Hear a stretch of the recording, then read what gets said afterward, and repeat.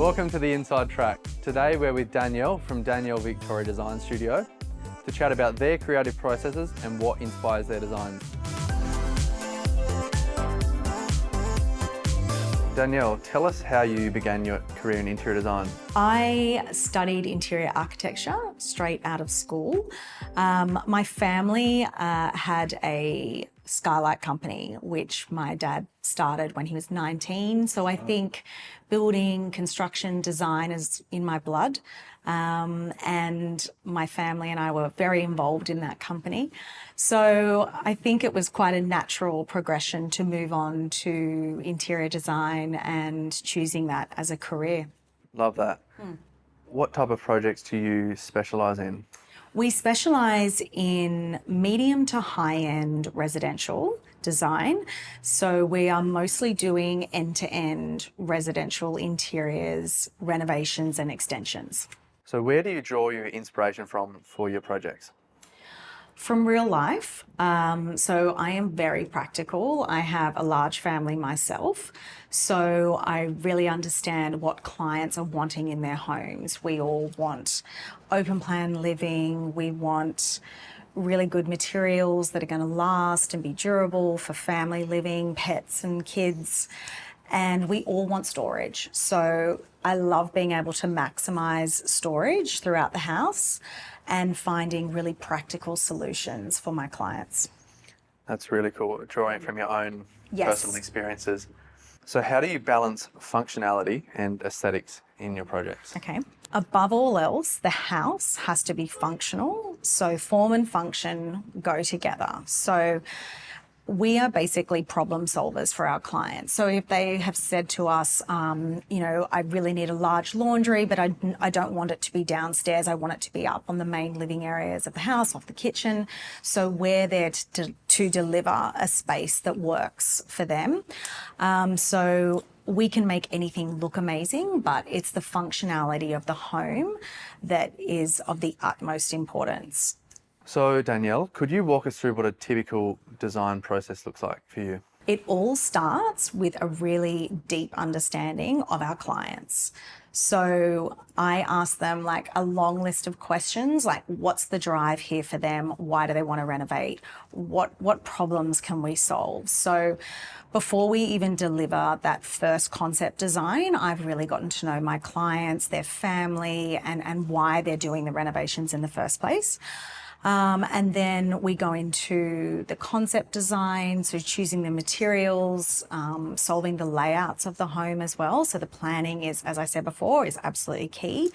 And then we go into design documentation, so actually bringing those designs to life and drawing all of the elevations and reflected ceiling plans and all the detailing that goes into building that house.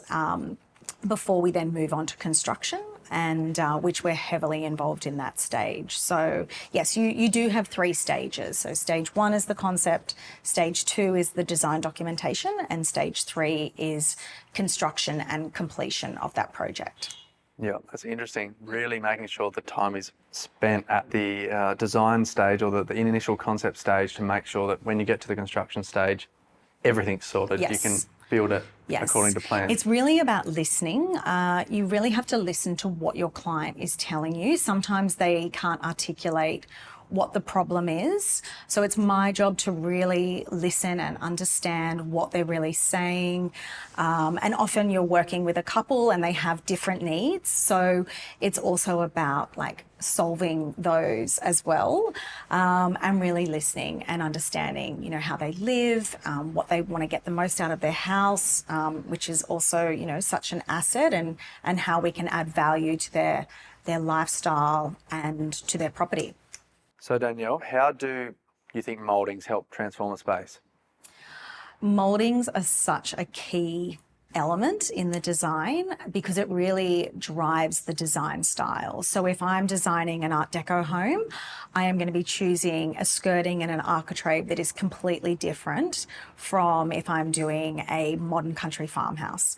So I love that I can jump online and see all the different products and the categories that you put your products into. So if I am doing a Hampton style home, I will definitely look at the Hamptons products that Intrim suggest, and then I can pick and choose the ones that I think are appropriate for my client, that match the ceiling heights and the style of the home properly. What's one key piece of advice that you'd give to someone thinking about using mouldings in a renovation or a new build?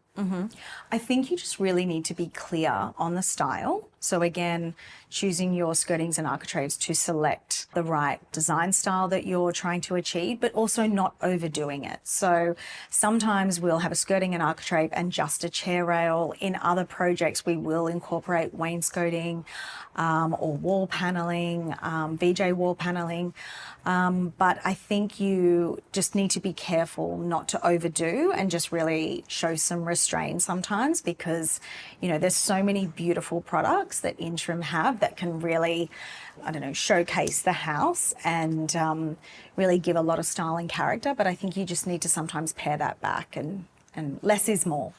Absolutely, less is more. And Yes. often when you have, say, in the main entry and then the kitchen and let's say the living room, you've got some mouldings or wainscoting. Having that just in those spaces actually makes it more of a feature than having it everywhere. Yeah, exactly. I mean, I think that, you know, the entryway of a home is, you know, the first place you see other than the front entrance of the outside of the house.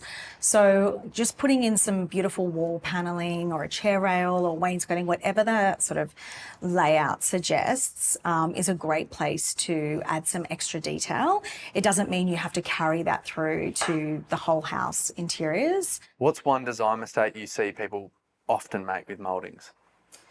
I think the mistake you can make is not getting the right proportions. So if you have 3-meter ceilings, you want to make sure you pick a skirting height that's going to relate to that. So if you're picking a 90 mil skirting board, it's going to look extremely underwhelming when you've got beautiful high ceilings. So that's something that you just need to be mindful of, that you have the right ratio there for the heights and of the ceiling, and then the heights of the skirting boards.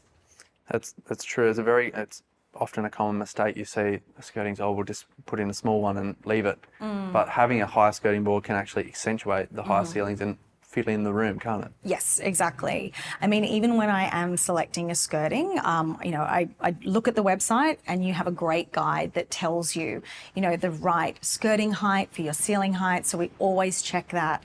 I'm always looking at the detail as well on the skirtings, and I really like to ensure that the top of the skirting doesn't leave like a big level for dust to collect on. So again, I'm designing for families. So you really want practical solutions for the selections that you're putting into their home. What is one tip you'd give to someone who's never specified mouldings before?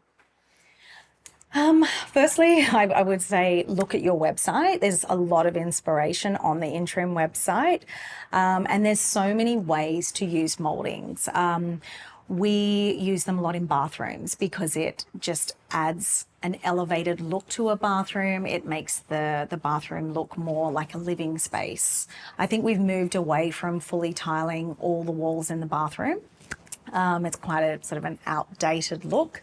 And it also then, you know, is cost saving as well, because the client isn't having to spend unnecessary amounts of, you know, money on tiling all of the walls. It's a practical tip, like looking online, see how other people have used mouldings and then borrow that idea for yourself. You don't have to try and think about it all yourself. No, exactly. I mean, I use wainscoting a lot in walls and to frame certain things. So I'll know then, you know, I'll make sure the robe hooks or the heated towel rails are centered on the wainscoting. So it's just a beautiful design element that really enriches the house design. Do you have a favourite type of space to design? Well, I would say yes, the heart of the home, the kitchen. Yeah. It's so enjoyable to design. Because you really have to think about how the family is using that space. Do they cook a lot? Do they like to entertain? Do they like to cook together? How many people are using that space? And that really dictates the kitchen style. So whether it's a galley kitchen or an L-shaped kitchen, obviously the walls of that space make up the kitchen design, but it's really about how the users of that home can use that space. Yeah, so kitchen is very much what you referred to earlier, having a space that's both functional Yes. and looks beautiful as well. Exactly. And, there's nothing more like rewarding than when a client, emails me, months after the project's finished and just says just how much they love using their kitchen. They never knew it could be so practical and beautiful, and they're able to now entertain, whereas they couldn't do that before.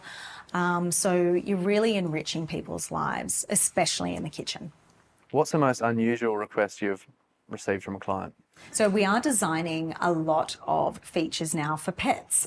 So we're always have been designing, with children in mind as well. But we recently designed a dog feeding station as part of the kitchen. It was integrated into one of the kitchen joinery units, tucked away on the side, and has, its own beautiful stone bench top and integrated dog bowls. So that was a lot of fun to design. That's cool. I like that. A little mini kitchen for the dog. Yes, exactly. So what is one piece of advice you give to someone considering a career in interior design? Just go for it. Have confidence in yourself, and you're always evolving and learning on every project. And look, it's life-changing for our clients, and that's like one of the most exciting things for me is changing people's lives. So Danielle, thank you very much for having me here today to chat with you and learn about how your design process works. Thank you. Thank you so much for coming in. It's been so lovely just being able to talk through what we do from our start to finish process and just how we do use your products in all of our projects. So thank you for coming.